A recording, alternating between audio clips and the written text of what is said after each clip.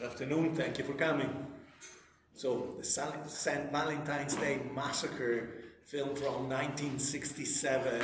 As I was telling Jonathan, it wasn't particularly successful. It didn't cost much, about $2 million, and for once the director came under budget, delivered the product under budget, because Roger Corman was used to shooting films for a fraction of that budget, for 10 or 20% of that budget, was the king of B movies as a director or a producer. Now, it's a great movie from the point of view of the representation of gangsters and gangster wars, and very well made from the point of view of the craft of filmmaking. The reason why it wasn't successful was that by 1967 people expected more, and this is kind of a traditional film in many ways, as I'll suggest, and as I've put in my notes on the new page about this film, it's kind of a traditional war movie.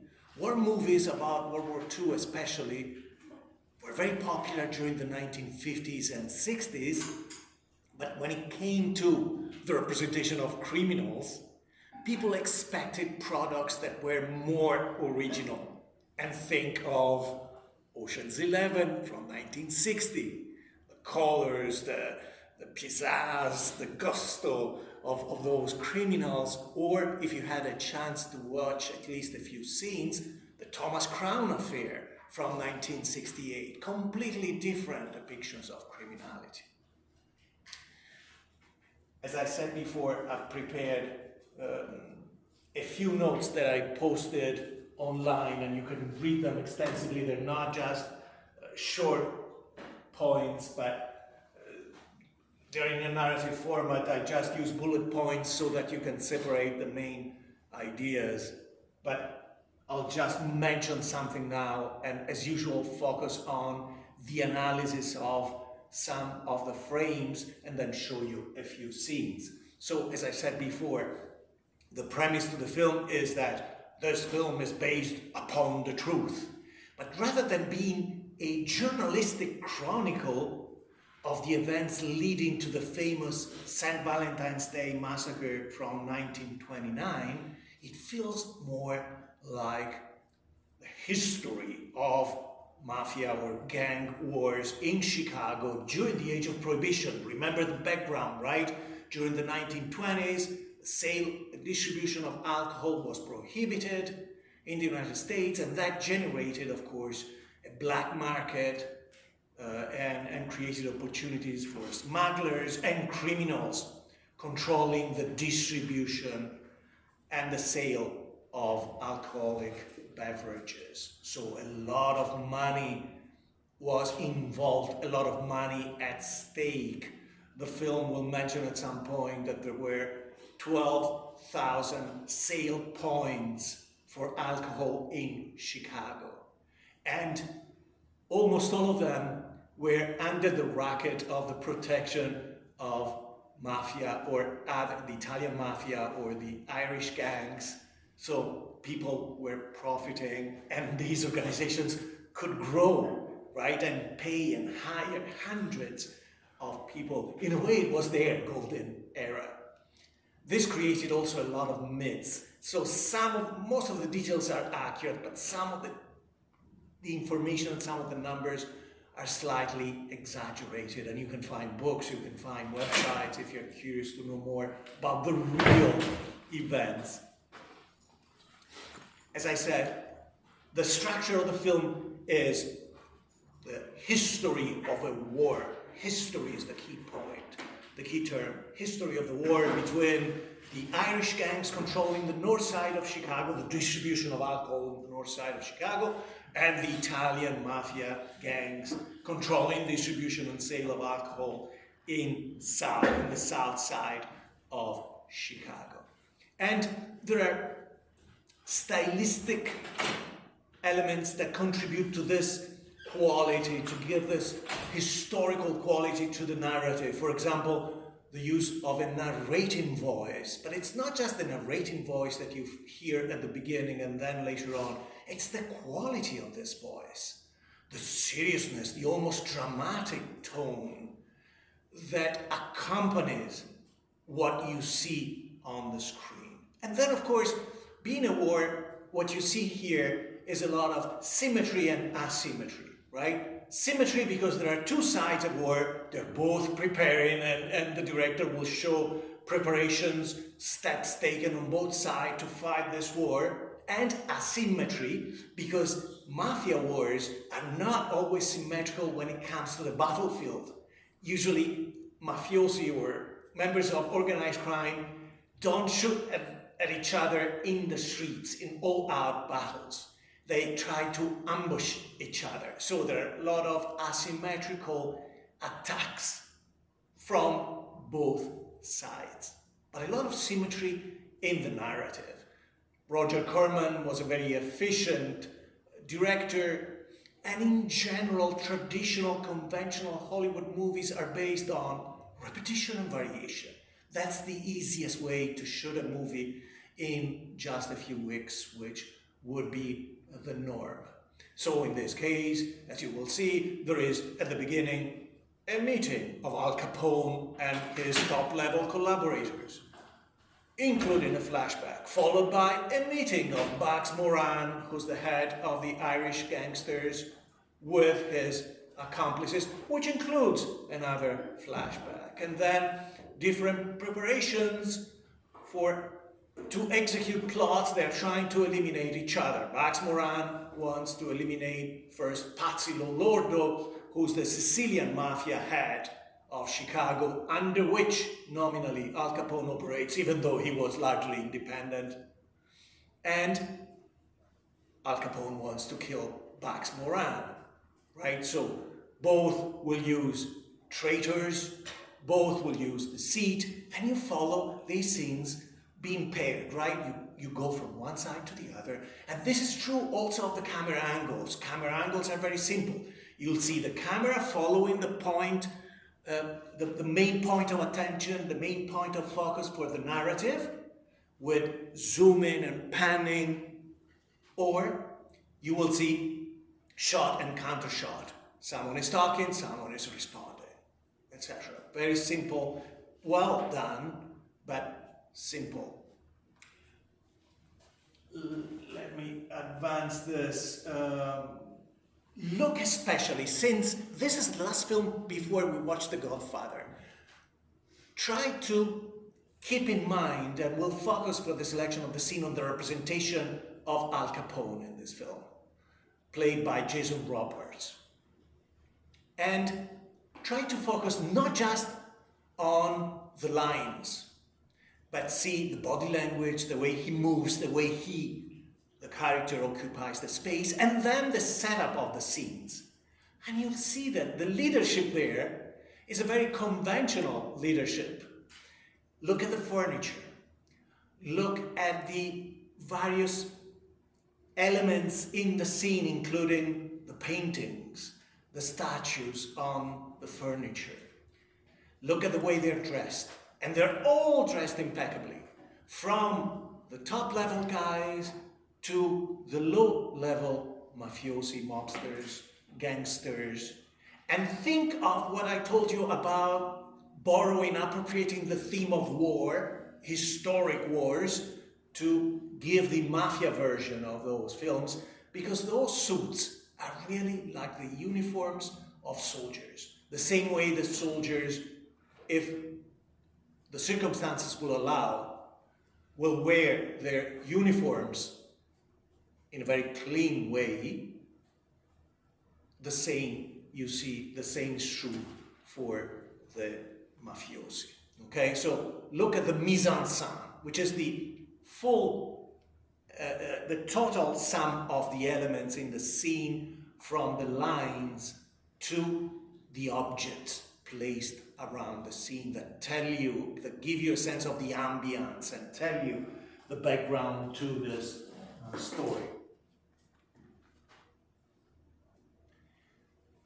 There are three main themes to keep in mind for this film. One, of course, is Machiavellianism. Both sides of Machiavellianism. Influence, indirect use of power, and then also violence and force. Manipulation, deterrence, they're all represented.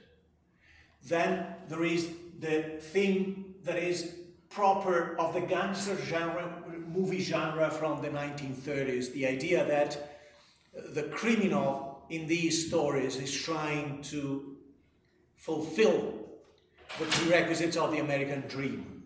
Through criminal actions, they're trying to become wealthy, to have luxury around them, to live the American dream fully. And finally, even in this film, you find a lot of moralism.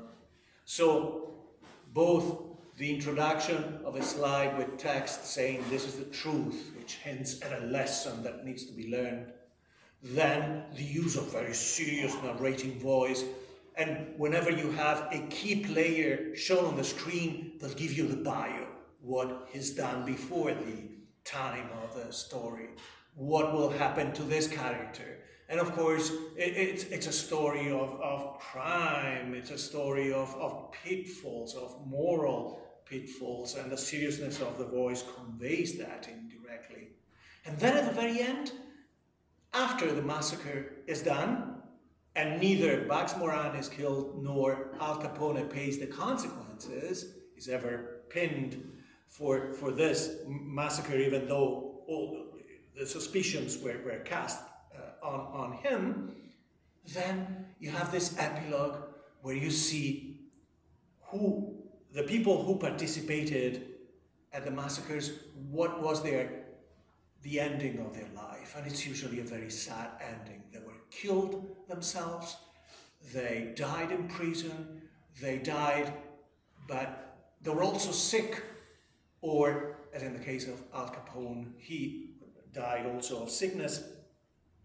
He was very sick with syphilis at the end of his life, briefly after his release from prison. So this also tells you the moral lesson, right? Crime doesn't pay. Crime doesn't make you happy. Right? So all of this, again, if you place this film in the context of the films that were circulated in the US, both produced in the US and in Europe in 1967, you see that it's kind of a traditional approach. This is the text at the very beginning of the story, right? And truth is the key element in here. History is another key element, but it means that this story is elevated at the level of American history. And that's that justifies the stylistic choice. Of course, at the beginning, you see the peaceful city of Chicago and the peaceful citizens of Chicago going about their lives before their lives are intruded upon and disrupted by this horrific crime. Just one in a long series of murders. The film, I think, mentions 900 murders through the decade of the 1920s, which is a bit of an exaggeration, right? Traditional start for this. Then you see the first asymmetric attack, and an indirect one. You see Pete Gusenberg with an accomplice visiting a place where beer is being sold in the south side of Chicago, controlled by Al Capone. Basically, they're going there to scare the manager, bartender, owner into stopping purchasing alcohol from Al Capone and instead getting not 5 but 10 kegs of beer per week at a price of $55 set by Bugs Moran's gang, right? So this is the preliminary, because if you have a war, you need to justify that war. You need to provide the motivation for the war. And this is one of the motivations.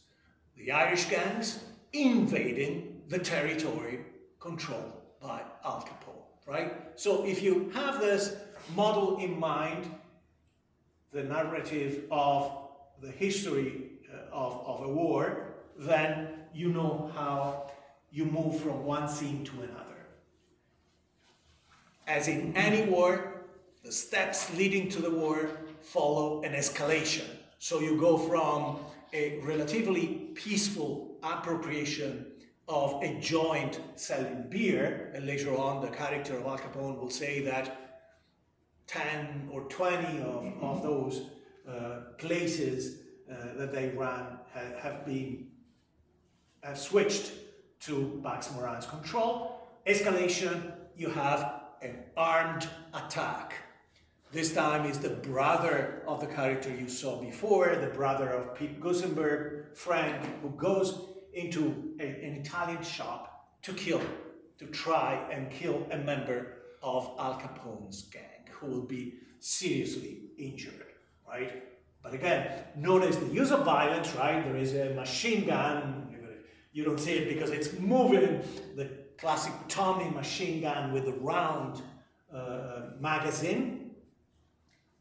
And you see the face, right? The aggressive face. But look at the suit, right? It's like the guy is going to a wedding. And nothing is out of place, right? He's going for a military operation, going in, but that's how he's dressed. And that's how they all are, right? The hat is perfectly on top of his head. Not an hair is out of place in spite of the violence. The following scene, you see Al Capone meeting with the top level of his organization. But look, it looks like the board meeting of a corporation, right?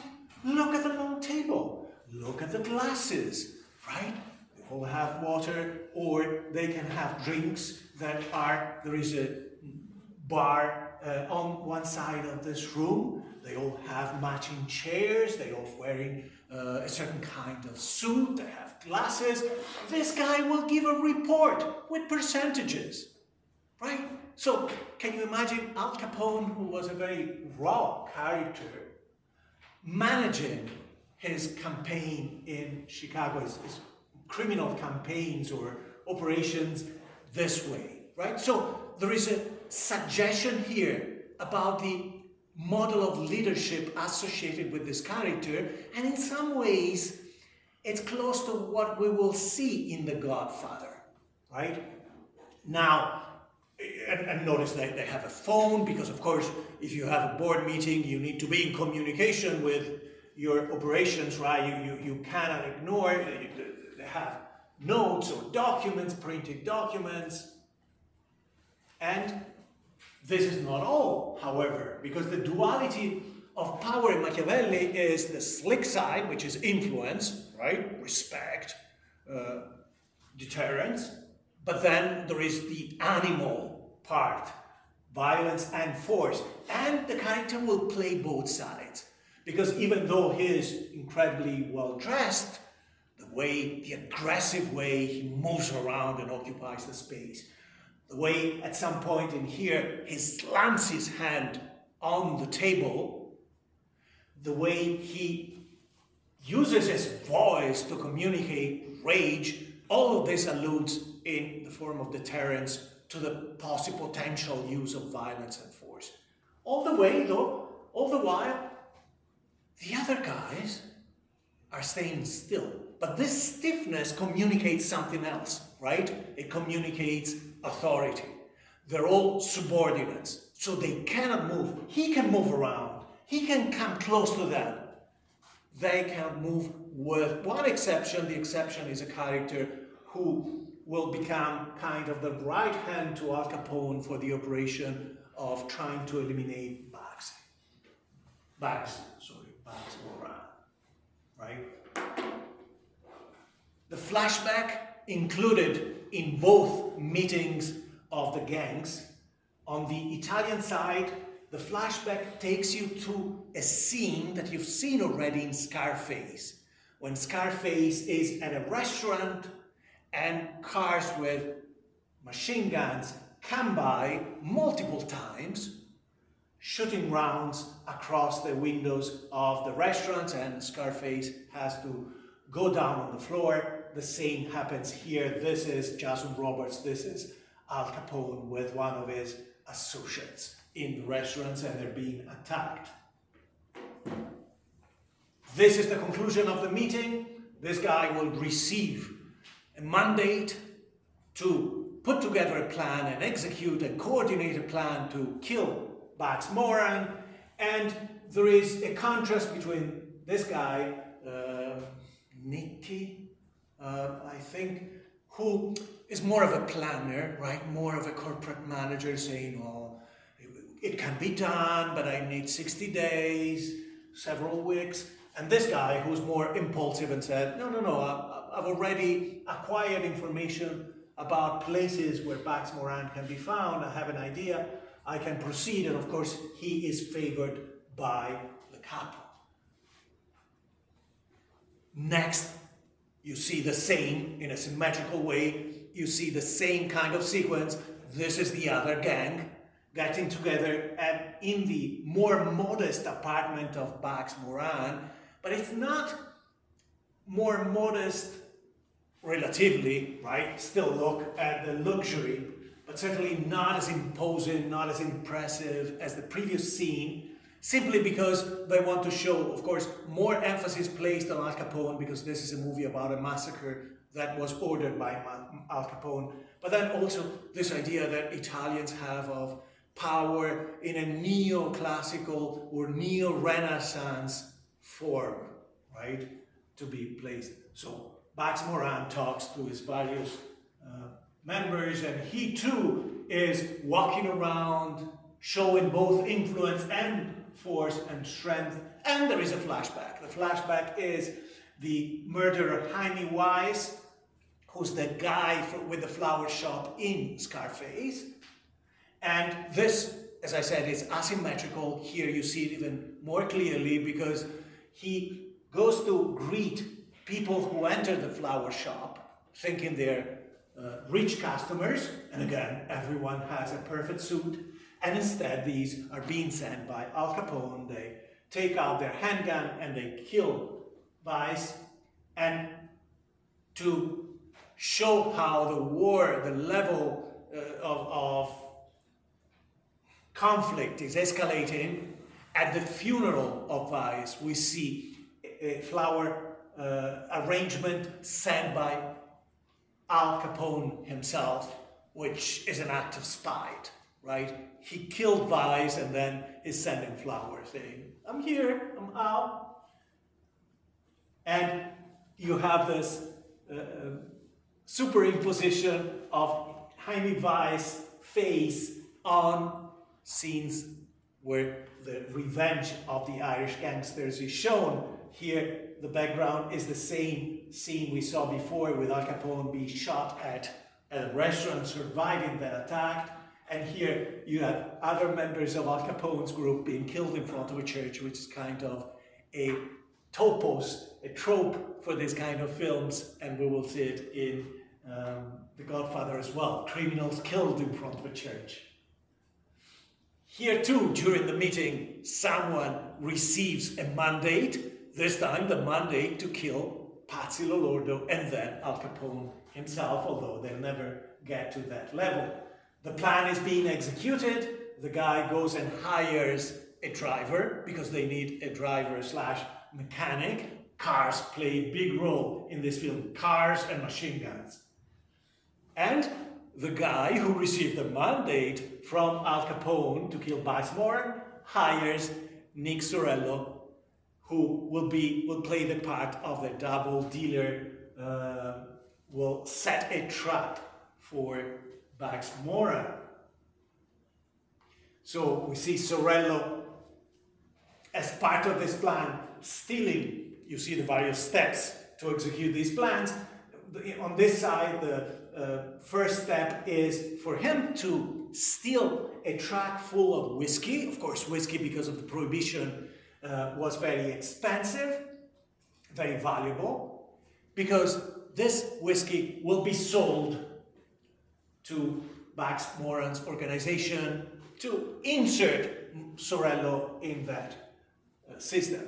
Al Capone goes to see Pasqualino Pazzi Lolordo to have his blessing to proceed and execute the plan to kill Bax Moran. terrible acting by this guy. I don't know why he's chosen. Very good Italian language, but terrible acting. So flat, so flat.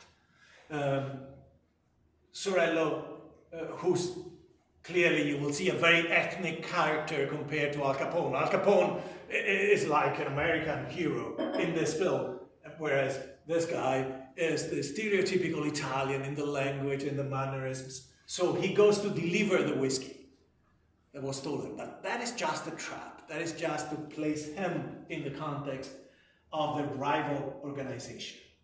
More discussions and conversations take place in the film to show how the plan advances, and the other side as well acquires the help of a traitor, of a double-crosser, double dealer, by the name of Aiello, another Italian guy, a little bit better. Evidently they struggle finding good Italian actors.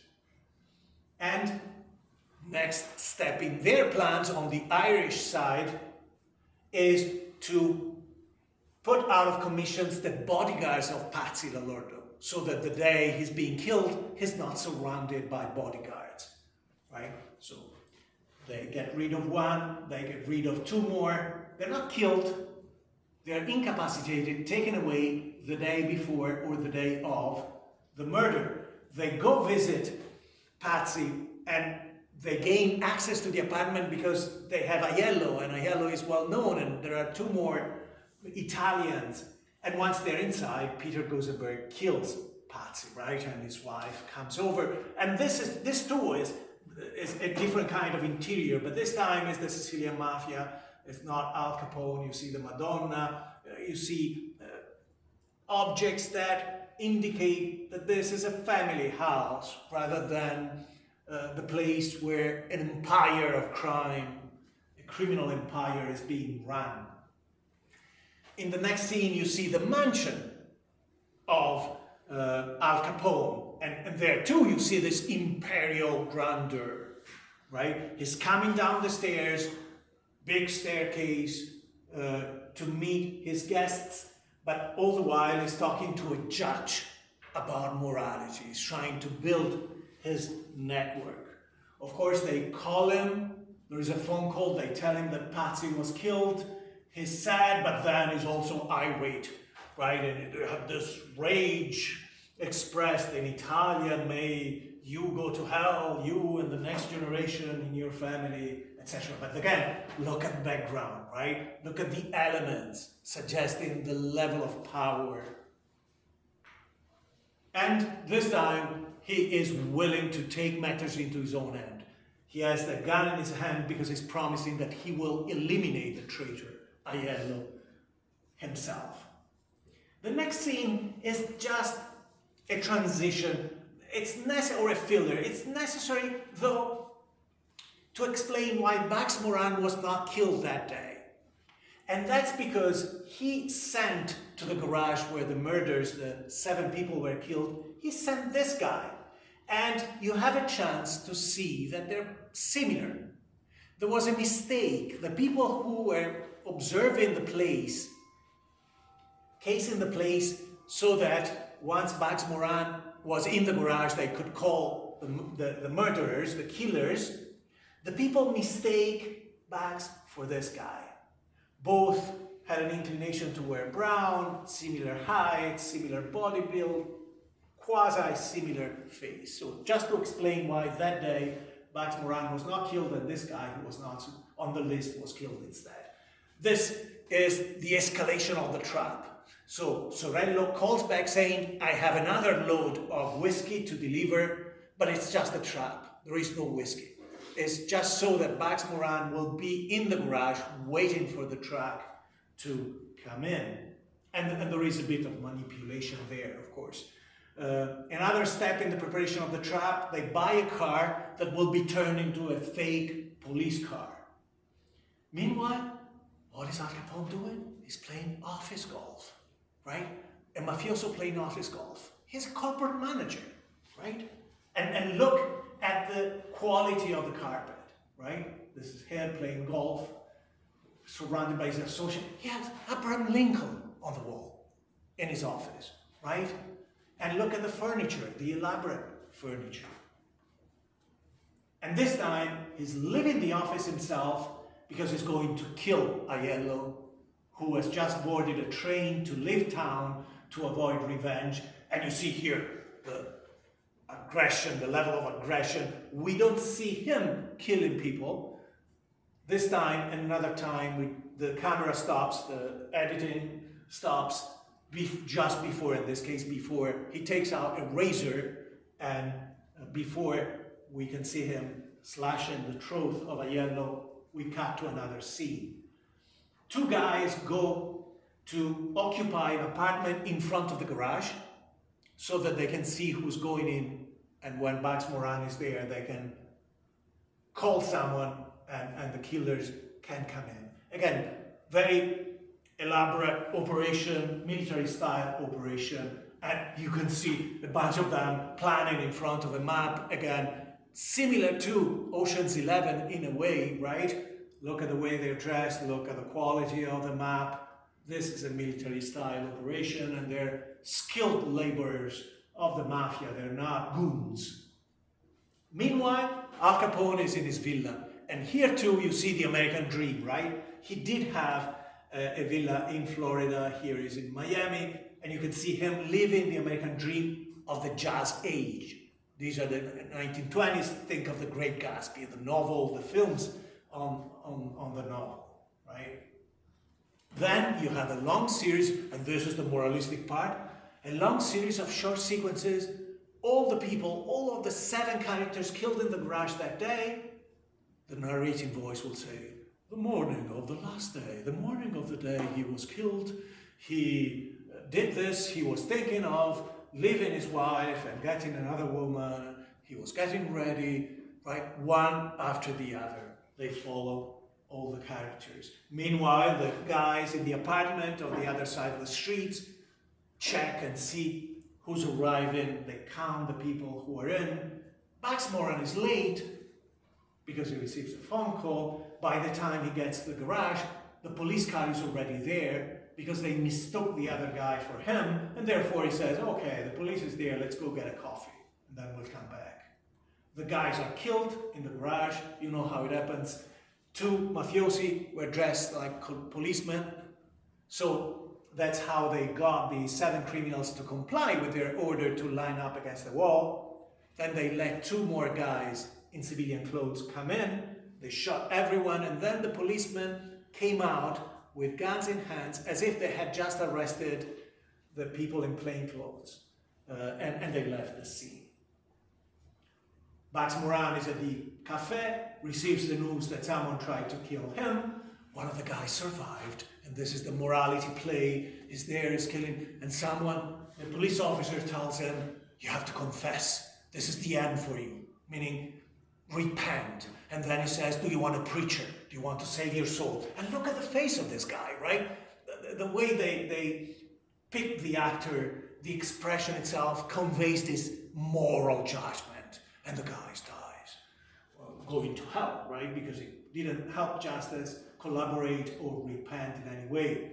Then, for the sake of symmetry, we see Bugs Moran being interviewed by journalists and saying, I didn't have anything to do with this, those were not my accomplices, and only Al Capone could have done this.